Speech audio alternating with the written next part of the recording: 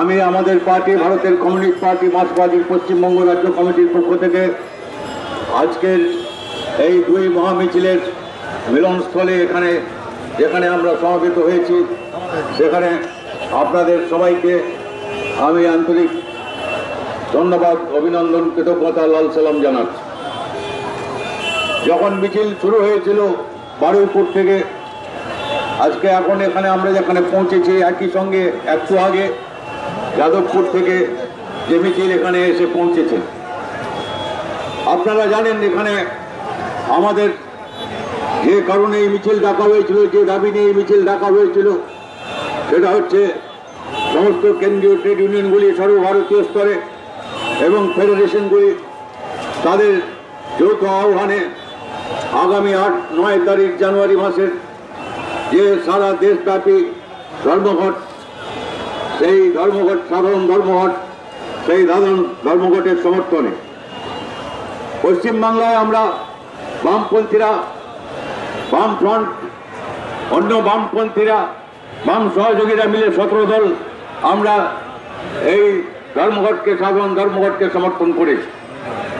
সর্বভারতীয় স্তরে এই ট্রেড ইউনিয়নগুলো এবং ফেডারেশনগুলো ছাড়াও আপনারা জানেন যে কৃষক সভা এবং ক্ষেত মজুর যে তাদের সংগঠন এবং তার সঙ্গে যুক্ত হচ্ছে ভূমি অধিকার আন্দোলনের প্রায় 200 কৃষক সংগঠন, যারা সর্বভারতীয় স্তরে এই ধর্মঘটকে সমর্থন করার পাশাপাশি তারা সারা দেশে গ্রামীণ বন্ধের ডাক দিয়েছেন, গ্রাম বন্ধ, এবং তার সঙ্গে সঙ্গে তারা ডাক দিয়েছেন যে 8-9 তারিখ গ্রামাঞ্চলে রেল রোকো, রাস্তা রোকো, কৃষকদের যে দাবি আছে সেই সব দাবি নিয়ে তারা এই লড়াইতে থাকবে।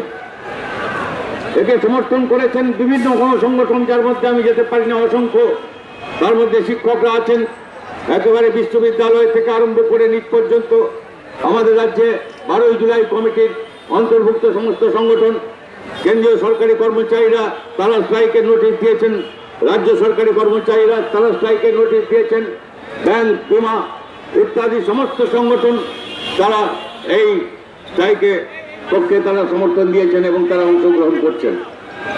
আর আপনারা এটাও হয়তো জানেন, আজকে সংবাদপত্রে প্রকাশিত হয়েছে, কালকেই আমরা ওই বার্তা পেয়েছিলাম, world federation of trade union, অর্থাৎ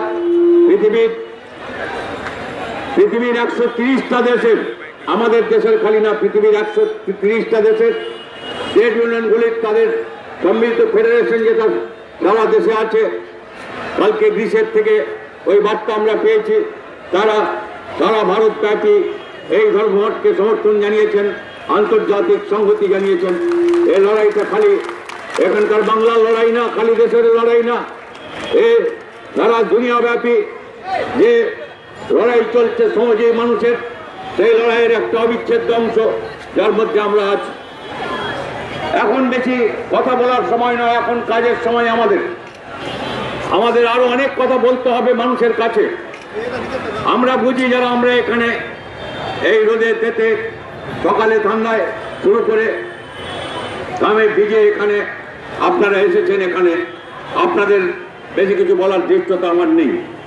আমি কেবল আপনাদের কাছে আবেদন করতে চাই, আমাদের আসল কাজ এখনো বাকি। মাঝখানে কালকের দিনটা আছে, আর তারপরে দুদিন 48 ঘন্টা, 48 ঘন্টা মানে 48 ঘন্টাই, দুদিন মানে দুদিনই। এ নিয়ে কোনো দোদুল্যমানতা মানুষের মধ্যে এত না থাকে। আমাদের আহ্বান হচ্ছে, আমাদের আবেদন হচ্ছে যে 48 ঘন্টার মধ্যে আমাদের সমস্ত স্ট্রাইক কমিটি যারা আছেন তাদের দেখতে হবে, আমাদের যারা স্বেচ্ছাসেবীরা আছেন তাদের দেখতে হবে যে এই মিছিল যথেষ্ট না, এর চাইতে অনেক বেশি মানুষকে আমাদের এই 48 ঘন্টা 8 তারিখ 9 তারিখ রাস্তায় থাকতে হবে, রাস্তা হবে একমাত্র।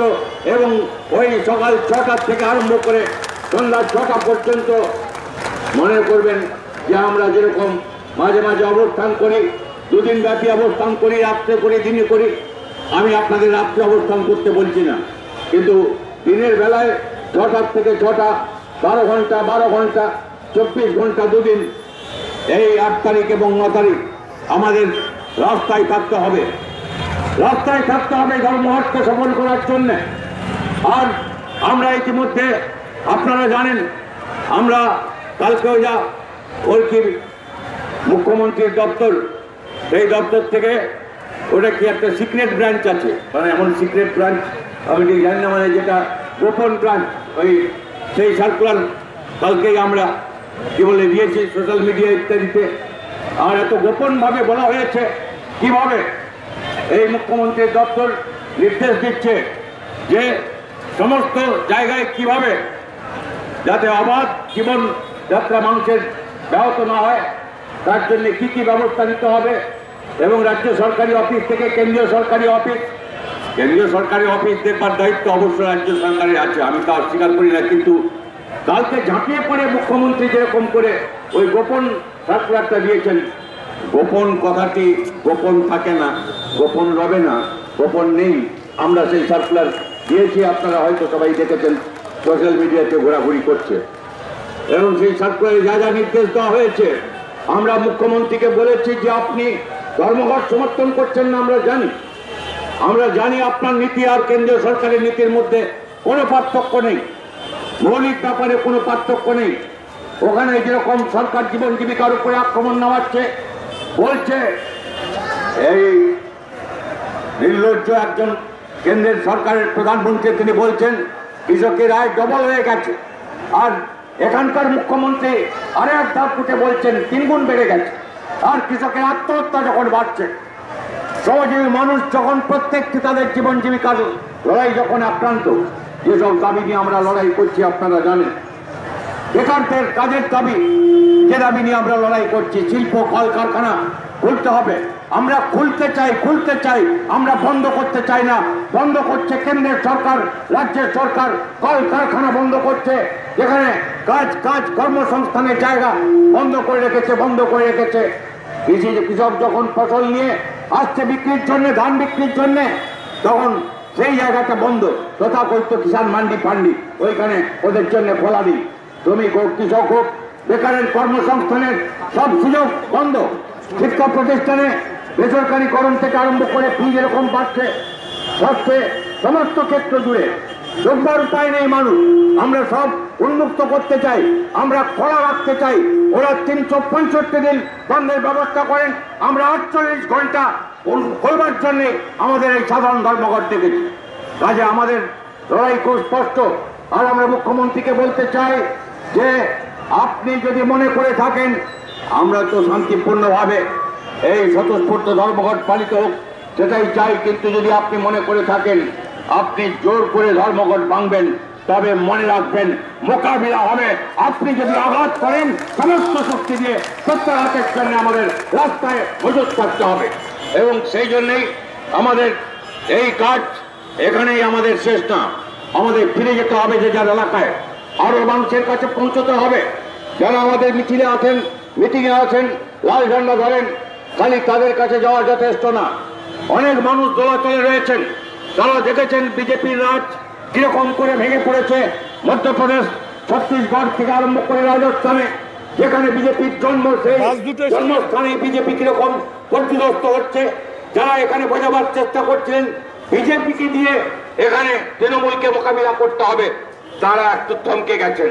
তারা বুঝতে পারছেন বিজেপির জন্মস্থানেই যখন বিজেপি ওখানে এইরকম ধসে পড়েছে, এখানে তারা বিজেপিকে দিয়ে নাকি এদের মোকাবিলা করবেন গণতন্ত্রের জন্য।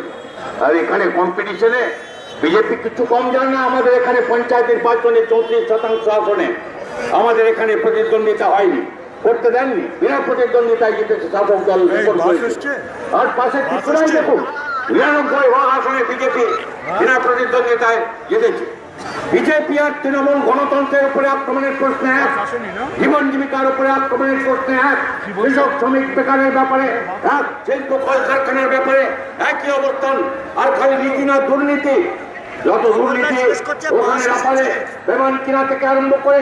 আর এখানে তো আমরা এই মন্ত্রীগুলোকে, এমপিগুলোকে জানি, যারা দুহাতে বান্ডেল নোট দিচ্ছিল, তথাকথিত ওই কেলেঙ্কারিকে, তারা কেলেঙ্কারি। আর কি বলে তার আগে আপনারা ওই যে জানেন কি বলে চিটফান্ড কেলেঙ্কারি, আর এখন অনেক কেলেঙ্কারি বেরোচ্ছে, আমি তার মধ্যে যেতে পারছি না। মুখ্যমন্ত্রীর ছবির দাম কত, সেই ছবিগুলো এখন বেরিয়েছে, কারা কিনেছে, কি ব্যাপার, আর মুখ্যমন্ত্রী কেন ছবি আঁকছেন না সেটাও আমরা বুঝতে পারছি না। 4 বছর কোটি কোটি টাকায় যেসব ছবি বিক্রি হয় তিনি কেন বন্ধ করে দিয়েছেন 4 বছর আমরা যাই না। কোনো পার্থক্য নেই ওখানে, ওখানে অমিত শাহ ছেলে আর এখানে এর ভাইপো, কোনো পার্থক্য নেই, একই কেলেঙ্কারির পর কেলেঙ্কারি। সুতরাং নীতি, জনবিরোধী নীতি, দুর্নীতি, আর তার সঙ্গে যেটা বললাম গণতন্ত্রের উপরে আক্রমণ, এবং এই সবকে ঢাকা দেওয়ার জন্য যে সাম্প্রদায়িক মেরুকরণের চেষ্টা হচ্ছে সারা দেশ জুড়ে। আর এখানে প্রতিযোগিতা হচ্ছে, কম্পিটিশন হচ্ছে, ইনিও রাম সাজতে চান, উনিও রাম সাজতে চান, ইনিও রামনবমী, উনিও রামনবমী, ইনি হনুমান সাজলে উনি একটা লাইট পিছনে লাগিয়ে নেন, ইনিও হনুমান হবেন, উনিও হনুমান হবেন। আর তারপরে আমরা দেখেছি এইখানে যেখানে দাঁড়িয়ে আছে, এখান থেকে 24 পরগনার মানুষকে আমরা বারবার বলি যে আপনাদের দক্ষিণ 24 পরগনা এখন যেখানে কপিল মুনির আশ্রমে গেছিলেন, যেখানে মুখ্যমন্ত্রী, সেখানে ওখানে মুখ্যমন্ত্রীকে সম্বর্ধনা দিয়ে যা বলা হয়েছে ওখানে আপনারা জানেন যে মোদী সরকার, বিজেপি, এরা প্রতিশ্রুতি দিয়েছিল রাম মন্দির বানাবে, বানায়নি এখন। যদিও মোদী বলেছেন যে নির্বাচনের রায়ের পরে ওরা ঠিক করবেন অর্ডিন্যান্স কি হবে না হবে। আমরা এখানে শুনছি যে ওখানে মহন্ত বলছেন, কপিল মুনি আশ্রমের মহন্ত জ্ঞানদাস বলছেন যে ইনি দিদি যদি প্রধানমন্ত্রী হন দেশের তাহলে উনি রাম মন্দির বানিয়ে দেবেন। মুখ্যমন্ত্রী একবারও তার প্রতিবাদ করেনি। আরে একই নীতি নিয়ে চলছে, এপিট আর ওপিট। আর কালকে তো বিজেপির রাজ্য সভাপতি একজন আছেন, তাকে আমি ভালো চিনি না, তো আমি আর উনি কি বলেন বেশি দেখবার আমার খুব একটা অবকাশ হয়নি, কিন্তু আমি শুনে একটু আশ্চর্যই হলাম যে ওর মুখ দিয়ে ফসকে বেরিয়ে গেছেন। আসলে বলছেন নাকি RSS ওকে বলতে বলেছে, সেটা ঠিক ভালো করে বুঝতে পারছি না। RSS হয়তো বার্তা দিয়েছে, মনে করিয়ে দিয়েছে যে এই মুখ্যমন্ত্রী বিজেপি কে কিরকম করে ডেকে এনেছিলেন। তার আগে RSS এর ওই কাগজ যে বেরোয় পাঞ্চজন্য, তার অফিসে গিয়ে কিরকম করে ওদের দেশপ্রেমিক বলে সার্টিফিকেট দিয়েছিলেন, গান্ধী হত্যাকারীদের দেশপ্রেমিক সার্টিফিকেট দিয়েছিলেন। আর ওরা কিরকম ওকে মা দুর্গা বলেছিল। এখন মা দুর্গাকে মোদীর এখন যেহেতু ছত্তিশগড়, রাজস্থান, মধ্যপ্রদেশ 10 নামছে, এই বিধানসভা নির্বাচনের ফলাফল দেখিয়ে দিচ্ছে ওই 3টা রাজ্যে যে আসন পেয়েছিল বিজেপি, ওই বিধানসভার ফলাফলে যদি হিসাব করেন তাহলে 10 নেমে অর্ধেক হয়ে যাবে। কাজে সারা দেশে সরকার করতে যদি টলমল হয়, বিজেপি তো সরকার করতে পারবে না, তখন তো কিছু লাগবে কাউকে বিজেপি ঠেকনা দেওয়ার জন্য। আর তার সেইটাই হচ্ছে সেই সব লোক যাদের ফেডারাল ফ্রন্ট করা হচ্ছে। আর তার জন্যই বার্তা এখানে, আমি জানি না RSS ওকে বলে থাকবে, ওর এত বুদ্ধি আছে বলে আমার মনে হয় না। উনি যা বলেছেন এখানে যে একজন কি বলে, যদি ওটা অবশ্য জন্মদিনের শুভেচ্ছা, কি উনি শুভেচ্ছা জানাচ্ছিলেন নাকি লজ্জিত নাকি আত্মনাদ করছিলেন ঠিক বুঝতে পারছি না আমি। সেটা হচ্ছে যে বাঙালি প্রধানমন্ত্রী হলে ইনি প্রধানমন্ত্রী হবেন, আর মোদীজিকে আর প্রধানমন্ত্রী প্রজেক্ট করছে না, একে প্রজেক্ট করছে, বুঝতে পারে না। একে এরা নাকি দেখাচ্ছেন, সং দেখাচ্ছেন, ইনি এর বিরুদ্ধে লড়ছেন আর উনি এর বিরুদ্ধে লড়ছেন। আর এই স্ট্রাইক, জেনারেল স্ট্রাইক, সাধারণ ধর্মঘট, এটাই হচ্ছে প্রমাণ। মাঠে ময়দানে আপনি বুঝতে পারছেন যে দাবি নিয়ে আপনি লড়াই করছেন, সেটাই পরিষ্কার করছে বিজেপি আর তৃণমূলের সঙ্গে সম্পর্ক কি। এর চাইতে আর বেশি জলজান্ত প্রমাণ আর কিছু নেই, সেটাই জীবনের লড়াইয়ের অভিজ্ঞতা দিয়ে মানুষ বুঝছেন।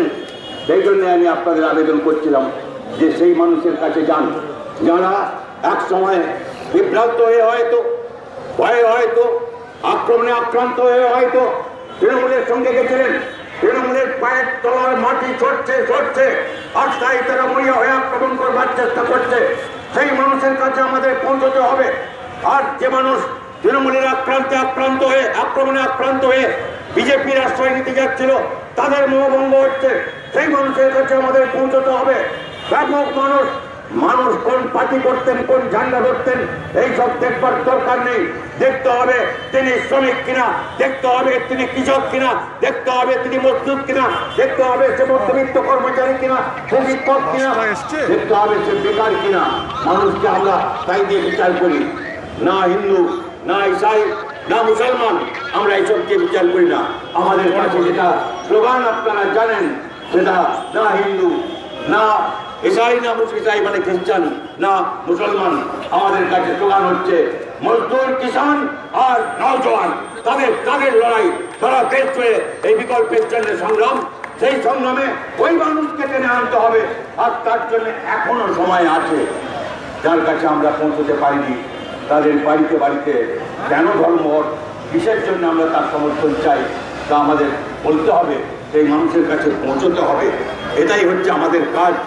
খালি ধর্মঘট করাই সফল যথেষ্ট না, কত মানুষকে লড়াই সমাবেত করতে পারলাম। আগামী দিনে বৃহত্তর সংগ্রামের জন্য আমাদের বামফ্রন্ট ইত্যাদি অন্য দলগুলি মিলে ব্রিগেডের সমাবেশ হবে, কিন্তু সেই ব্রিগেডের সমাবেশে যাওয়ার আগে মানুষকে আমাদের তৈরি করতে হবে লড়াইয়ের ময়দানে। সেই লড়াইয়ের ময়দানে এলাকায় এলাকায় ব্রিগেড করে ব্রিগেডের সমাবেশে যেতে হবে। সেই আহ্বান আমাদের পার্টির। আমি আপনাদের বিনীতভাবে তাই স্মরণ করিয়ে দিই, আমাদের কথা বলবার বেশি সময় নেই, আমাদের কাজ করতে হবে, মানুষের কাছে যেতে হবে, পৌঁছতে হবে, তাদের আস্থা পেতে হবে, ভালোবাসা পেতে হবে, বিশ্বাস পেতে হবে। আর তা আমরা পারবো। পারে যদি কেউ, আমরাই পারি, একমাত্র সবচেয়ে লাল ঝান্ডাই পারে এই পরিস্থিতির মোকাবিলা করতে এবং এই বিকল্পকে দিতে, তৃণমূল বিজেপির বিকল্প দিতে আমরাই পারি। অন্যান্য শক্তিগুলিকে, ধর্মনিরপেক্ষ গণতান্ত্রিক শক্তিগুলিকে সহযোগিত করে সারা দেশে সে লড়াই আহ্বান, সেই লড়াই যাওয়ার জন্যেই তাদের এই সংগ্রামের ময়দানে সমাবেত করা দরকার। আমি বিশ্বাস করি আজকে এই দুই মহামিছিলের এই মিলনস্থলে দাঁড়িয়ে আমরা যে দেখতে পাচ্ছি যে আত্মবিশ্বাস আপনাদের, সেই আত্মবিশ্বাস মানুষকে বার্তা দিয়েছে। সেই বার্তাকে আপনারা আরো ছড়িয়ে দেবেন। শেষ পর্যন্ত মানুষ ইতিহাস তৈরি করেন, মানুষ ইতিহাস তৈরি করবেন। সেই মানুষকে নিয়ে আমরা পারব যে ঐতিহাসিক দায়িত্ব আমাদের উপরে অর্পিত হয়েছে তা পালন করতে। এই বিশ্বাস থেকে আমি আবারও একবার আপনাদের এবং আপনাদের মাধ্যমে যেসব মানুষ এই সকাল থেকে টিফিন দিয়ে, রাস্তায় জল দিয়ে, ফুল দিয়ে, অসংখ্য মানুষ যারা যেভাবে সমর্থন করেছেন, আমাদের পাশে দাঁড়িয়েছেন, তাদের কাছেও আমাদের কৃতজ্ঞতা আমি পৌঁছে দিতে চাই। আপনাদের সবাইকে আরেকবার ধন্যবাদ, অভিনন্দন, কৃতজ্ঞতা, লাল সালাম, অভিবাদন জানাই।